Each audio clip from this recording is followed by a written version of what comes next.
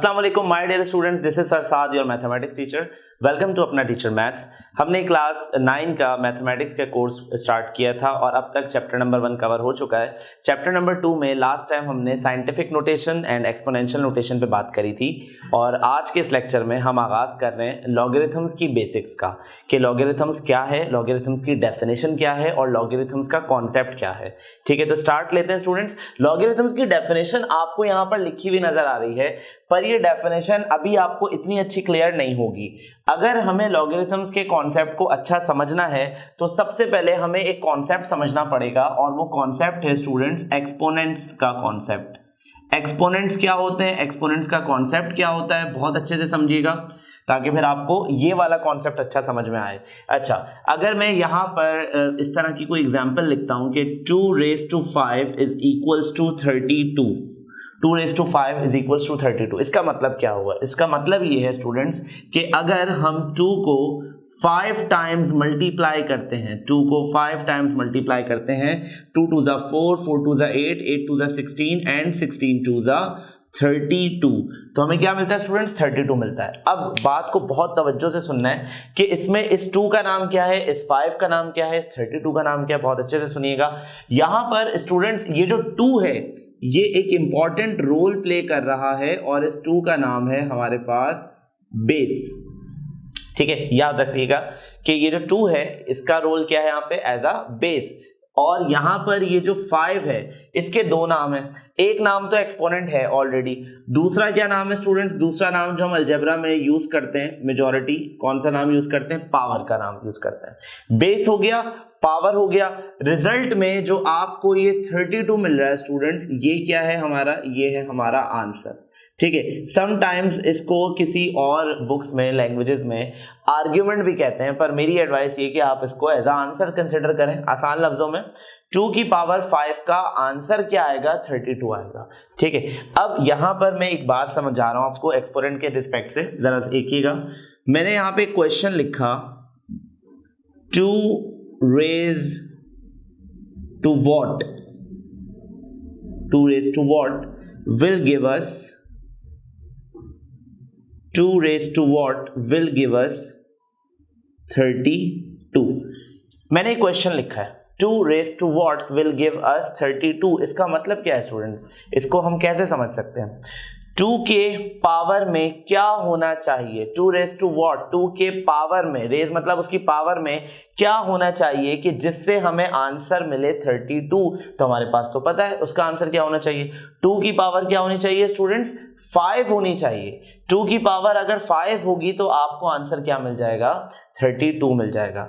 ये जो कॉन्सेप्ट है ये कॉन्सेप्ट है हमारा एक्सपोनेंट का कॉन्सेप्ट। अब एक्सपोनेंट के कॉन्सेप्ट को हम रिलेट करेंगे, लिंक करवाएंगे लॉगरिथम्स के कॉन्सेप्ट से।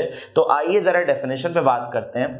Logarithm of any number, logarithm of any number, मैंने एनी नंबर कंसिडर कर लिया यहाँ पे n, कैपिटल N, मतलब कोई भी नंबर।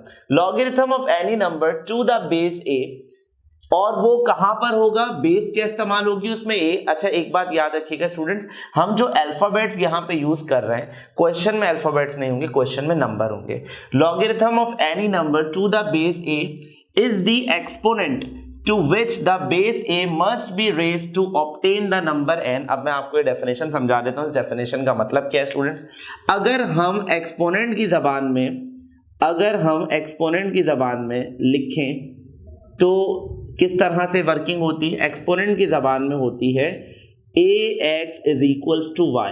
मैं आपको बता देता हूं कि इसका मतलब क्या हुआ स्टूडेंट्स। इसका मतलब ये हुआ कि a raised to x will give us y। क्या मतलब हुआ?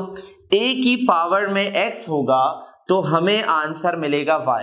इसको जरा वहां कनेक्ट कीजिए, 2 की पावर में 5 होगा तो हमें आंसर मिलेगा 32। ये एक्सपोनेंट वाली लैंग्वेज चल रही है स्टूडेंट्स। अब आते हैं लॉगरिथम से हमें क्या मैसेज मिलता है। लॉगरिथम वाली जो फॉर्म है, जो फॉर्मेट है, वो क्या है स्टूडेंट्स? लॉगरिथम का फॉर्मेट समझिएगा जरा अच्छे से। लॉगरिथम का फॉर्मेट थोड़ा सा अलग है, लॉगरिथम की रिप्रेजेंटेशन थोड़ी सी अलग है। लॉगरिथम को लिखने का तरीका ये है हमारे पास कि हम लिखते हैं लॉग बहुत अच्छे से सुनिएगा, पूरा नाम नहीं लिखा रहता, लॉगरिथम नहीं लिखा रहता, लॉग लिखा रहता, लॉगरिथम नहीं लिखा रहेगा, लॉग लिखा रहेगा। स्टूडेंट्स उसके साथ यहाँ छोटे से साइज में आप बेस लिखते हैं। अब बेस कौन है भाई, बेस तो चेंज होती रहेगी। अभी अगर 2 है तो यहाँ पे मैं 2 लिख दूंगा, अगर 3 होगा तो यहाँ पे मैं 3 लिख दूंगा, 4 होगा मैं 4 लिख दूंगा। इन शॉर्ट जो भी बेस होगी वो लॉग के साथ यहाँ आ जाएगी, नीचे पावर में नहीं आएगी स्टूडेंट्स, इस साइज में आएगी नीचे, ठीक है। उसके बाद हम क्या लिखेंगे, उसके बाद हम लिखेंगे answer.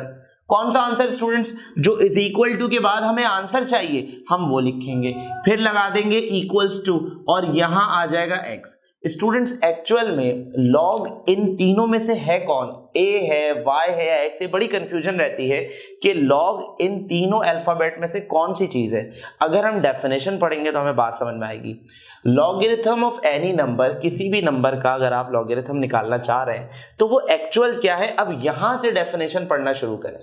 Logarithm of any number, भाई लाजमी बात है नंबर का ही लॉगरिथम निकालेंगे, कोई नई चीज तो नहीं थी। मेन जो बात है वो यहां से शुरू हो रही है, to the base a is the exponent. Logarithm जो है हमारा वो बेसिकली क्या है, जो एक्सपोनेंट आएगा ना स्टूडेंट्स, जो एक्सपोनेंट आएगा वो हमारा एक्चुअल आंसर है।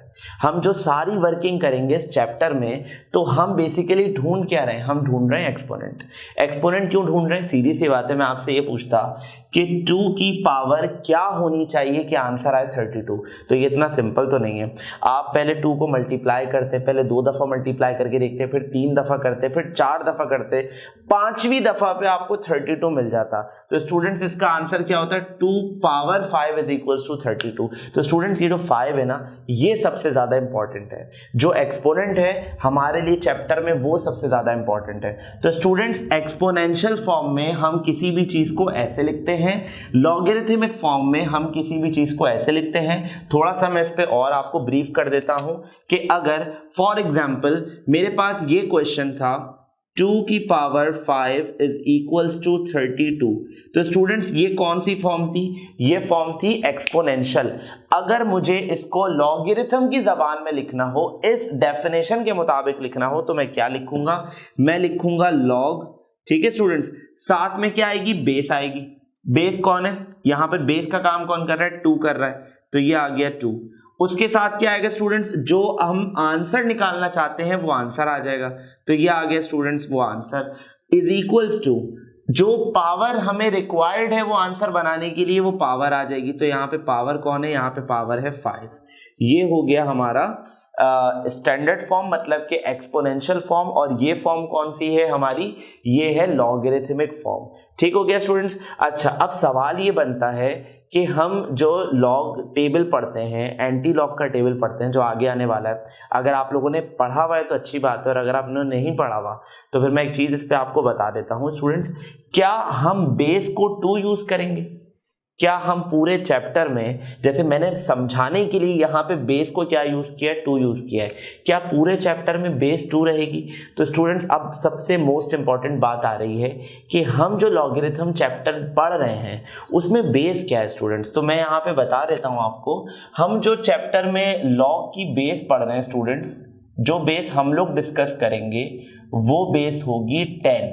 मतलब हमारी सारी जो स्टडी होगी स्टूडेंट्स वो होगी 10 raised to what, 10 raised to what will give us dash, 10 raised to what will give us that।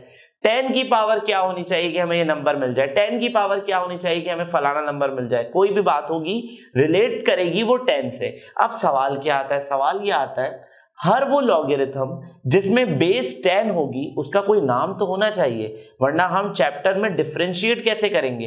भाई एक 2 वाली बेस का लॉगरिथम है, एक 10 वाली बेस का लॉगरिथम है। तो स्टूडेंट्स जो 10 बेस को स्टडी करवाता है उस लॉगरिथम का एक नाम है, उसे हम कहते हैं कॉमन।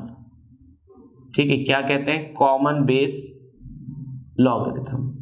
ठीक है, कॉमन बेस लॉगरिथम कहा जाता है जब आप उसमें बेस क्या यूज करते हैं, 10। मैं आपको फिर से ब्रीफ कर देता हूं कि हम इस चैप्टर में क्या करने वाले हैं। हम इस चैप्टर में ये करने वाले हैं स्टूडेंट्स कि 10 की पावर क्या होनी चाहिए कि आंसर आ जाए 231.8, और इसके लिए हमें टेबल्स की जरूरत पड़ेगी, लॉग टेबल्स की जरूरत पड़ेगी। अब सवाल यहाँ पे ये आता है, आपने कहा सर इसके लिए तो हमें लॉग टेबल की जरूरत नहीं पड़ी। बहुत अच्छे से सुनिएगा, इसके लिए हमें लॉग टेबल की जरूरत इसलिए नहीं पड़ी, पहली बात जो इसका आंसर है उसमें डेसिमल पॉइंट नहीं है, एक बात तो ये हो गई। दूसरी बात, जो इसकी बेस है वो बहुत छोटी है, 2 का टेबल तो सबको आता है, 2 का टेबल तो बहुत सिंपल है। मगर अगर यहाँ आपसे पूछा जाए कि 10 की पावर क्या हो कि एग्जैक्ट ये आंसर आ जाए, तो अब थोड़ी सी कंफ्यूजन है।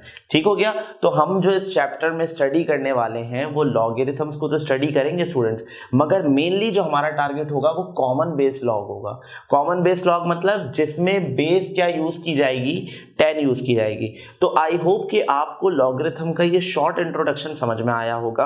अब जब इस पे एक्सरसाइज पे वर्किंग स्टार्ट करेंगे तो आपको ये दोनों कॉन्सेप्ट्स बहुत क्लियर हो जाएंगे। अभी हमने इस पे बहुत ज़्यादा डिस्कशन नहीं करी, अब हम एक्सरसाइज शुरू करेंगे और उसमें हम इसकी फर्दर डिस्कशन करेंगे और इसके फॉर्मूलाज को इम्प्लीमेंट करना सीखेंगे। तो इंशाल्लाह आप लोगों से मुलाकात होगी नेक्स्ट वीडियो में। अपना ख्याल रखिएगा। अल्लाह हाफिज़।